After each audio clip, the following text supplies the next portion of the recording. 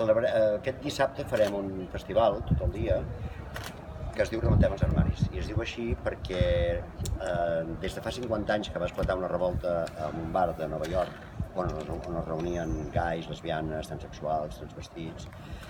Aquest bar es deia Stonewall Inn, que Stonewall vol dir paret de pedra, semblava premonitori. Fins a aquell moment, quan hi havia una redada en aquests bars, que n'hi havia moltes, els podien detenir per indecència només que per fer-se un petó, agafar-se de les mans, anar vestit amb el gènere que no tocava, segons ells opinaven. Aquella vegada no va ser així, aquella vegada va haver-hi una revolta.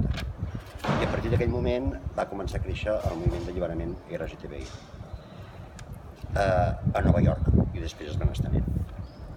Per això aquesta setmana ja portem una temporada fent activitats, hi ha unes exposicions que després us explicaran, i aquest dissabte farem la traca final.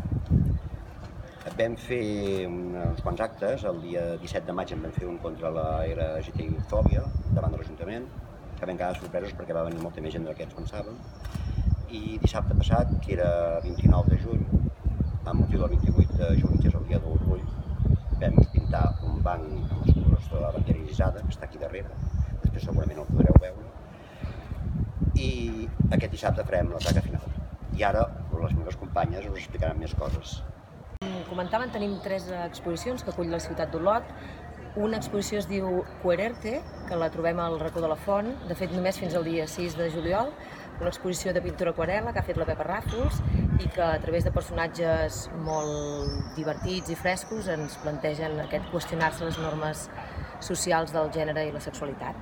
Una altra exposició que tenim es diu Construccions identitàries, Work in Progress, de la Mar Llop, una exposició que a través del relat de més de 70 persones trans ens expliquen les seves vivències, els seus processos corporals i també emocionals pel devenir trans. Una exposició que consta de 4 seccions, una que la trobarem a l'Hospital d'Olot i Comarcal, la secció Conceptes, 2 seccions es troben a Can Trinxeria, la de Vincles i Persones, i la d'en Trànsit, que es troba a la Biblioteca Maria Vayreda. I l'última exposició que tenim és a 10 comerços de la ciutat d'Olot, vinculat amb l'Associació de Comerciants d'Olot.